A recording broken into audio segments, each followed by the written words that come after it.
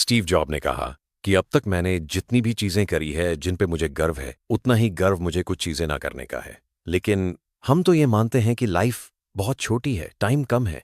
सब कर लो, कोई रिग्रेट नहीं रहना चाहिए, कोई पछतावा नहीं रहना चाहिए कि मैंने यह नहीं करा। लेकिन रिग्रेट तो आपको कुछ चीजें ना करने का नहीं, बल्कि किसी एक को अच्छे से ना करने का होना चाहिए। आप लाइफ में कभी भी एक चीज पर टिक के मेहनत नहीं कर रहे पाओगे जब तक डिसाइड नहीं करोगे कि मेहनत कहां करनी है, और सबसे इंपॉर्टेंट, मेहनत कहां नहीं करनी है। स्टीव जॉब्स एप्पल से फायर होकर वापस कंपनी में आए, देखा कि 350 प्रोडक्ट्स पे काम हो रहा है। 340 पे रुकवा दिया, कहा कि केवल 10 पे काम करेंगे, जबकि 340 फालतू नहीं थे, सालों से काम चल रहा था उन पे। यह करने के लिए क्या चाहिए कि भाई ये सब नहीं करेंगे, इसके लिए क्या चाहिए? पर्पस। बिना पर्पस आप गए हथ पार मेहनत करने, क्या होगा? अधूरे रास्ते में आप नया आइडिया लेके बैठ जाओगे, क्योंकि अब एक नया विचार आया जो इतना सही लग रहा है जितना पहले कभी कोई आइडिया लगा नहीं। और फिर आने वाले कल एक और आइडिया इससे अच्छा लगेगा। लोग मिलते हैं, काम करना है, बिजी हूं, बाद में बात करोगे, ऑक्यूपाइड हूं, क्या करने में, कहां पहुंचने में, कहीं पहुंच रहे हो, बिना कहीं पहुंचने की नीयत, बिना किसी एक इंटेंट की गई मेहनत सिर्फ एक गधा मजदूरी है। उसको हद पर मेहनत बोलकर टर्म खराब मत करो। और एक नियत, एक डायरेक्शन, एक ही इंटेंशन के साथ कई महीनों तक कंटिन्यूअस वर्क के लिए क्या चाहिए? एक्सट्रीम फोकस, खुद पे कंट्रोल, सिंगल पर्पस, अपने ही दिमाग को मना करने की हिम्मत। आर्ट ऑफ सेइंग नो जैसी बुक बताती है कि लोगों को मना करना सीखो, पर पहले आप अपने मन को तो मना करना सीखो, जो रोज नई स्कीम लेकर आता है आपके सामने। इस शाइनी ऑब्जेक्ट सिंड्रोम से तो बचो पहले। इस मिराज से, इस छलावा से, जो रेगिस्तान में दूर से लगता है कि पानी है, पर पास जाओ तो धूप से मिराज दिख रहा है। केवल इंसान को दुनिया के हर धंधे में पैसा दिख जाएगा, सिवाय खुद कि जब समझ आ गई बात कि 6 फीट का एक खड्डा खोदता है, फिर क्यों 2 लाख 2 फीट के 3 खड्डे खोदने लग जाते हैं? क्यों सिर्फ 2 फीट का खड्डा खोदते ही नई जगह देखने लग जाते हैं? फिर कहता है, रिजल्ट नहीं मिला भाई, मैं तो रोज हद पार मेहनत कर रहा था, एक दिन नहीं छोड़ा मैंने, कहाँ कर रहे थे, लेकिन किस डायरेक्शन में कर रहे थे? आज के इतने ऑप्शंस की दुनिया में जिसने खुद को जीत लिया, सिर्फ एक करने में, उसकी मेहनत के आगे 100 लोगों की मेहनत भी कुछ भी नहीं है। क्योंकि उस इंसान के साथ आइंस्टीन के अकॉर्डिंग दुनिया का 8वां जुबा है, कंपाउंड इफेक्ट। सब जानते हैं इसके बारे में। हर एक डिसीजन, हर एक निर्णय कहीं ना कहीं ले जाता है। हर एक एक्शन, हर एक विचार को दी गई वैल्यू। ये वीडियो जो आप देख रहे हो, ये भी एक डिसीजन है। करना क्या है?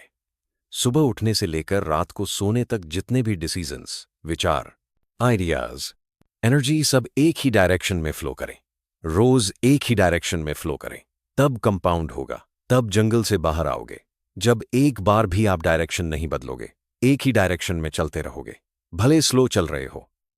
Slow but in one direction is better than being fast in all directions. अगर डिसीजन का फटीग ना हो, इच्छा जो है, चॉइस का पैराडॉक्स ना हो, कभी ये कभी वो, ये सब ना हो, तब इंसान एक सेकंड भी वेस्ट नहीं करेगा, तुरंत एक्शन लेगा। एक स्कूल में कंपटीशन होना था ड्राइंग का। सारे स्टूडेंट्स बहुत एक्साइटेड थे, भाग लिया सबने। दोस्त थे, उन्होंने नाम लिखवाया और अगले ही दिन गए नाम रोशन करने ड्राइंग करके। दोनों ने फुल प्रैक्टिस कर रखी थी, क्या ड्रॉ करना है। कंपटीशन शुरू हुआ। उसमें से एक ने फुल तैयारी के बावजूद, पूरी प्रैक्टिस होने के बावजूद, किसी और की ड्राइंग देखी। पता लगा कि भाई साहब, यह तो बहुत ही अमेजिंग ड्राइंग बना रहा है, मैं यहां पे क्या फूल पत्ती बना रहा हूं। ये शकील तो कंपटीशन में आयरन मैन बना रहा है। उस बंदे ने अपनी फूल पत्ती मिटाई। उसने सोचा कि मैं बनाऊंगा अब क्रिश इंडियन सुपर हीरो, जिसकी भाई साहब ने कोई प्रैक्टिस नहीं कर रखी थी, क्रिश की। अब यहां डिसीजन बदला, उसका किस वजह से? अगर आप अपने प्रैक्टिस किए हुए डिसीजन पर टिके हुए नहीं रहोगे, तो आपको दूसरों के प्रैक्टिस किए हुए डिसीजन से भिड़ना पड़ेगा, जिसकी आपने प्रैक्टिस नहीं कर रखी है। अब क्योंकि उसने क्रिश ड्रॉ करने की कोई प्रैक्टिस नहीं कर रखी, फिर से डिसीजन बदला। भारी लग रहा था, कुछ हल्का करते हैं। अब जब हल्का ड्रॉ करने लगा तो याद आया, कि यार वही कर लेते हैं जो घर से सीख के आए थे। जितने में टाइम हो गया, देरी हो गई। Maturity is when you realise. यह कहानी ड्राइंग करने की नहीं थी, लाइफ ड्रॉ करने की थी। डिसीजन फटीक ले डूबेगा। 2025 में 5 महीना निकल गया। सोचो, सिर्फ आपके बार बार आइडियाज बदलने की वजह से आप अपनी फैमिली को बेस्ट लाइफ नहीं दे पा रहे हो। आप अपने 60 साल की एजेस में सबसे बुरे रोग है, पछतावे के साथ। सिर्फ इसलिए क्योंकि एक चीज पे नहीं टिक पाए। 90% से भी ज्यादा मेहनत में कमी का कारण है। माइंड क्लियर नहीं है, कोई आलस का कारण नहीं है। सब मेहनती लोग हैं। एक पेज पढ़ते ही अभी तुरंत 500 मिले हैं। पूरी किताब पढ़ लोगे क्योंकि पता है क्या मिलने वाला है, क्लियर है। माइंड डिसीजन लेते हो। जब माइंड को 1% भी ना लगे कि यह नहीं होगा, तब होगी हद बार मेहनत। मेहनत करनी है पर राइट डायरेक्शन पे। That was first thing you should keep in mind. एक स्नाइपर के सिर्फ एक ट्रिगर दबाने से गोली निकलती है। सबसे कम मेहनत ट्रिगर दबाने में लगती है, पर सबसे बड़ा इंपैक्ट ट्रिगर ही क्रिएट करता है। पर गोली कहाँ जाएगी? उस टारगेट को फोकस करने में असली मेहनत लगती है। लेकिन ज्यादातर लोग अपने काम में ट्रिगर दबाने की मेहनत कर रहे हैं, टारगेट पर फोकस सेट करने की नहीं, क्योंकि उनको लगता है कि फर्क तो ट्रिगर दबाने से आता है। तो इसका मतलब यह है कि मेहनत नहीं करनी है, बस केवल फोकस करना है। एक डायरेक्शन पे रहना है, एक डिसीजन पे रहना है। ऐसा है, मैंने कहा मेहनत के साथ फोकस करना है, मेहनत छोड़ के फोकस नहीं। बिना फोकस वाली मेहनत मेहनत नहीं, फॉर्मेलिटी है। और इस फॉर्मेलिटी का दूसरा नाम है मल्टीटास्किंग।